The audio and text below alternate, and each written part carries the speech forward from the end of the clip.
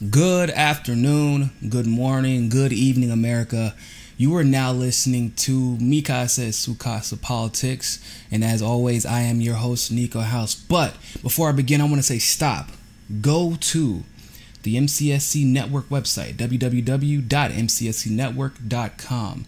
Make sure you go there, bookmark the page, make it your home page so you can catch all of the breaking and upcoming news, whether it be in politics, social issues, or sports. Right there, I am working on the email list and the text message list as we speak. It's just a issue with the integration of that with the site, but I have support on it already, so you'll actually be able to get email subscriptions and text message updates to your favorite stories from your favorite journalists without having to worry about being suppressed by Facebook or Twitter or YouTube in the way that we have been in the past. So go do that, make it your homepage, engage on the website, and I want to thank you all, of course, especially to the patrons who helped make that possible. As you all know, we did announce the network yesterday on my live radio show at 5 p.m. Eastern Standard, and to make sure you tune into that radio show every day or every Monday, 5 to 7. It is a call-in show. We had a couple of callers last night, had a very good conversation. We learned something new about Hillary Clinton, Andrew McCabe, and James Comey. So definitely tune in to that when you get a chance. I'll actually be posting that conversation on YouTube. So,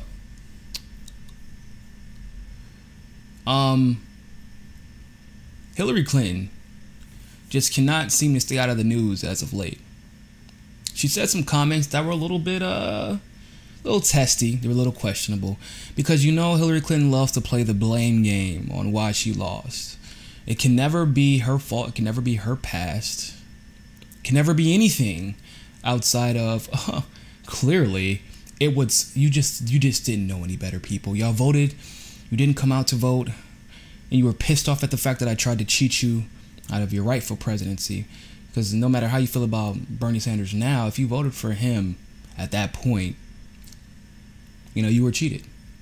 And so at that time, he would have been the rightful Democratic Party elect.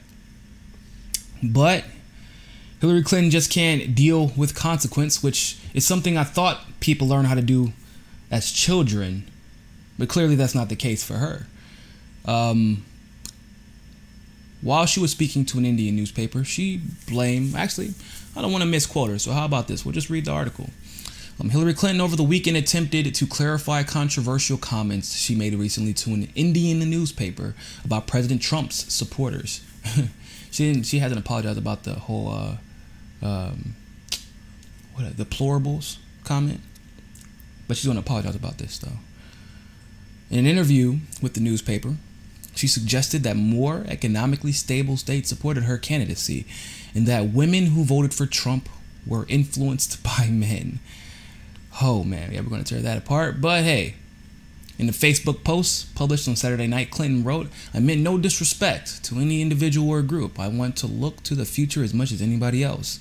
She explains that she didn't mean to frame the election as coast versus the heartland. She also defended her comments on women, saying it's not crazy or not that crazy when you think about it, our ongoing struggles to reach gender balance, even within the same household, that's partially true. But this comes after her remarks received condemnation from the White House Press Secretary Sarah Huckabee Sanders, along with Senator Dick Durbin, Democrat, by the way, from Illinois, who said the comments were not helpful at all. My friend Hillary Clinton is wrong. So, if you're listening to this on Facebook, before I get started, go ahead and let me know what you think in the comments below. Do you feel like she should have apologized, or do you feel like it was that wasn't necessary, that there was much of her statement that was true? I'd love to know what you guys think before we go ahead and get started with the analysis. Now here's what I think. I'm going to break this down piece by piece. She suggested that the more economically stable states supported her. Now understand something. There is a reality that Hillary Clinton needs to deal with. The more economically stable states are also the coastal, quote unquote, states, such as New York.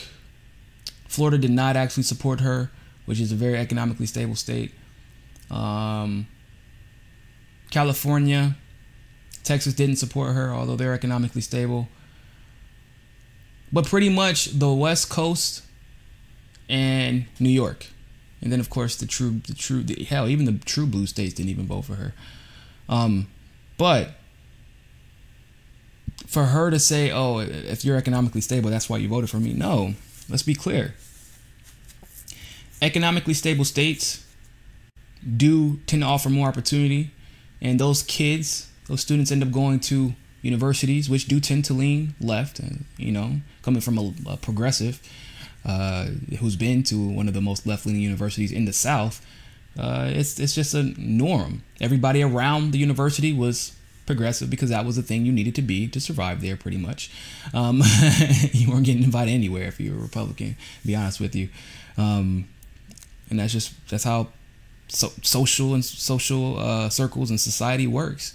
California is very left, but a lot of California did not vote for you. And that needs to be made very clear. Yeah, San Francisco and LA and in those areas, the very liberal areas did vote for you. That doesn't mean that they voted for you because they're smart. They voted for you because they were scared out of their minds, and they're blue. They're a blue state.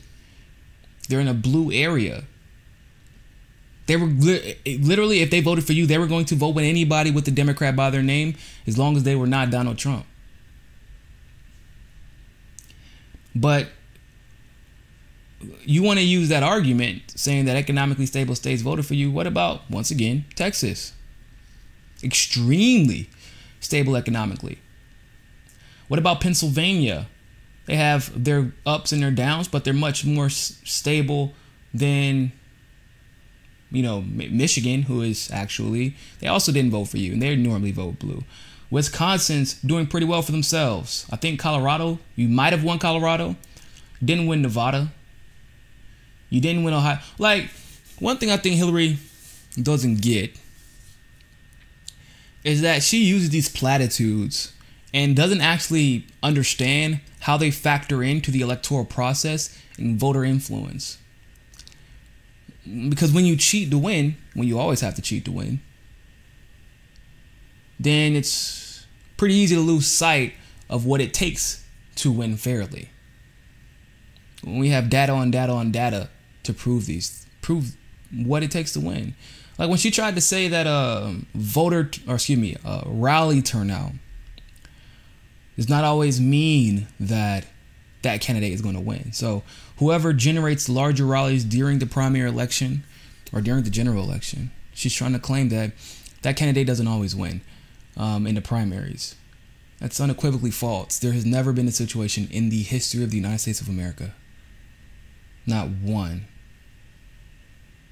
where the person who drew the most people, especially record-breaking numbers of people, lost. In fact, we could look just as early as Barack Obama, people. Barack Obama broke records when it came to his rallies. Bernie Sanders broke all of those records. And look what happened. Cheated around every corner. Speaking of cheating, it became widespread news. Everybody knew that she cheated. Whether you want to talk about New York, which is the most obvious example, we could talk about Kentucky. That was the election that they decided to take down the exit polling. That's right. That's when they decided to take down the exit polling, because the exit polling kept being off. If it's over 2% difference from the actual turnout compared to the exit polling, you're supposed to deregister and stop the elections and hold a recount and a re-election. That's not what happened, though. They just totally got rid of exit polling. We can look at California right now, where hundreds and hundreds of thousands of ballots, thanks to Ray Lutz, that carrying out that case in California, exposed that this was true. We can look at Florida with Debbie Wasserman Schultz district and Tim Canova, where thousands of his ballots that he subpoenaed Debbie Wasserman Schultz for, the federal court subpoenaed Debbie Wasserman Schultz for paper ballots, they were destroyed. So if think about this. If Tim Canova's ballots were destroyed. Well, understand. If Tim Canova's ballots were destroyed, when you go to vote in your Democratic primary, especially if you're in a closed primary state, how many people do you vote for on that ballot? Do you just vote for one office? Do you get what I'm saying? How many people do you vote for? Unless it's a special election, which Tim Canova's was not. That means we know for a fact that Bernie's ballots were destroyed, because they voted for Tim Canova, then most obviously they voted for Bernie Sanders. And if they cheated Tim Canova, then most obviously they were cheating Bernie Sanders. And so not only would you find out that Tim Canova's ballots were destroyed, which is why Snipes, who works for Debbie Wasserman Schultz, destroyed them.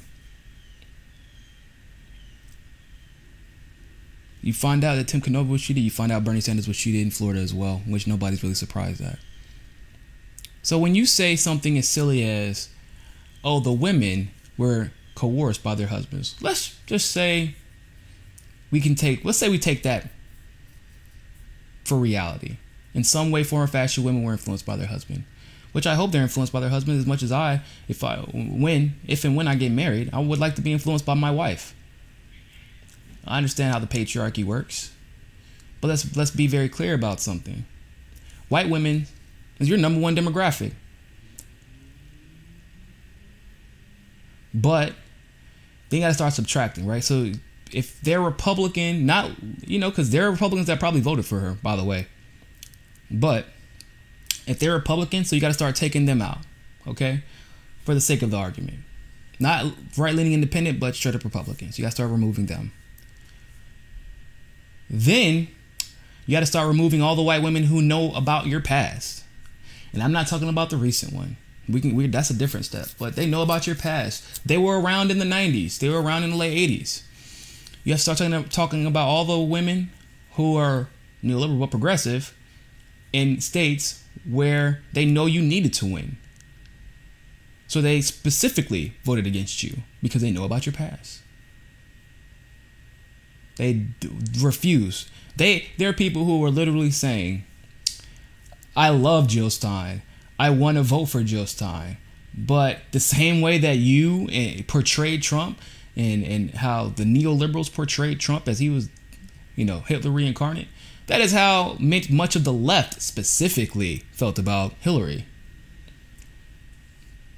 There were centrist Democrats who felt that way about Hillary. So you got to remove all of them. Right? So then you have to account for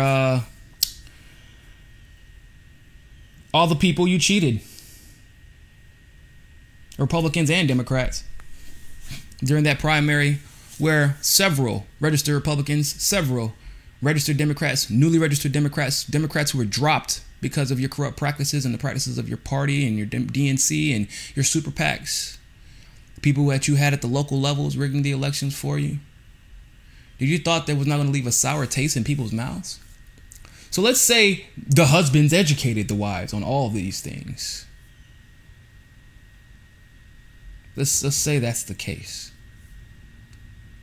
What is your job to do? What is it that is your job to do on the campaign trail? Your job is to convince the wife, convince the husband. It's not going to work all the time, but you can turn the tide. It's happened. Look at Bernie Sanders. Look at Barack Obama. Look at Donald Trump. He was laughable at the beginning. That's what they said, right? He wasn't viable. There's no way. America's smarter than this. They were smarter than you. But that's what campaigning is for. You didn't campaign. You go to Ohio to convince them that, say, if their husbands did tell them what to do. Because there isn't some type of element of truth to that, but then there's also the other side of that fence, which she is not taking into account. Most people 70% of people get their political views. At least it used to be. They haven't done a recent study. If they have, it's it's kind of probably incomplete because there's this growing change in political awareness now. So I would like to see a new study about it. But the most recent study that I have says that 70% of people get their politics from their parents, so from their family's background. So it's highly likely, probably more likely than not, that if a woman did marry into a conservative, husband, it's probably because she herself was conservative. They liked doing what conservative people like to do. Like hipsters like going to get coffee. Maybe she's the camouflage and hunting type of girl. Maybe she likes going fishing and riding around in big trucks. And she's always been like that. And that's how she ended up with a conservative. So what, and maybe her family already had preconceived views about you. And she felt that way about you already. You think her husband had to influence her? No, that's her political ideology influenced her, which is why I say you have to take into account that a lot of these women are just Republican. I understand how Republicans feel about rights, or at least how they portray themselves to feel about women's rights. I get that. Some women are not aware of that. We can talk, that's a separate topic for a different day. I understand what Trump said, but I also think that there's an element of women who feel like the whole grabbing by the pussy thing, Trump was wrong for saying that. He was wrong for alluding that women, but what they're thinking is that women, at least the way he framed it, is that women have a choice in whether or not to be in the presence of a man. That's how, because Republican people, conservatives, are just very individualistic. They believe in actions and consequences based off of self and no other extenuating circumstances. So, could women have been influenced by the patriarchy? Yeah. But I would even say they were influenced by the patriarchy to vote for you. They are so scared that there will never be another woman able to run for office that they felt like they had to give you a chance. The patriarchy, the idea that Donald Trump as a man would influence a bunch of men to go grab everybody by the pussy. That idea that the patriarchy is that, fluid, that it's just all his pussy grabbing, expeditions everybody would start going on. Which is not the case. So the patriarchy, the fear of the patriarchy, is exactly why they voted for you. Just as you may claim that the fear of the patriarchy or the influence of the patriarchy is why they didn't vote for you. But I think it should just really be made clear. Hillary Clinton, you're not a likable candidate. You were deemed the most unpopular candidate in history. And you didn't think that would conflict a little bit with the whole Hillary Clinton has a 99.999% chance of winning. You didn't think that would conflict a little bit with that. Those numbers don't even make sense. If you're the most popular candidate in history, most unpopular candidate in history, and you're going against someone who, just off of the numbers, brought in record-breaking numbers of independents, of right-leaning independents, into the Republican Party. Brought in record-breaking numbers. He did the same thing for the Republicans that Bernie did with the Democrats. Except for y'all suppressed him at every turn. You worked to suppress votes. Debbie Wasserman Schultz worked to suppress votes.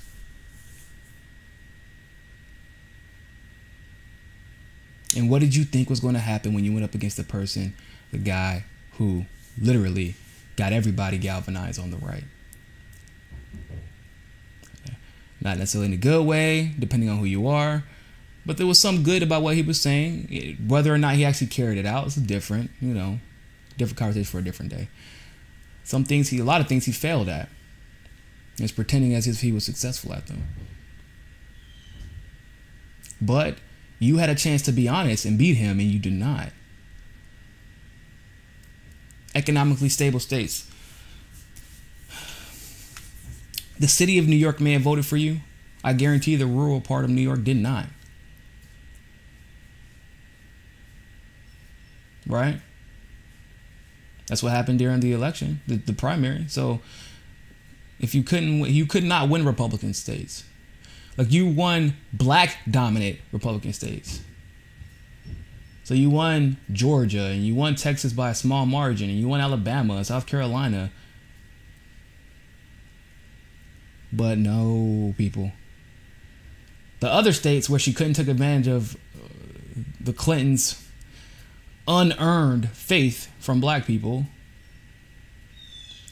in places like Kansas, in places like Colorado, in places like northern New York, Michigan. Michigan's a big state. They do have Detroit, but that's pretty much it for black people. In places like North Carolina, where it's highly, highly mixed. In places like Wyoming,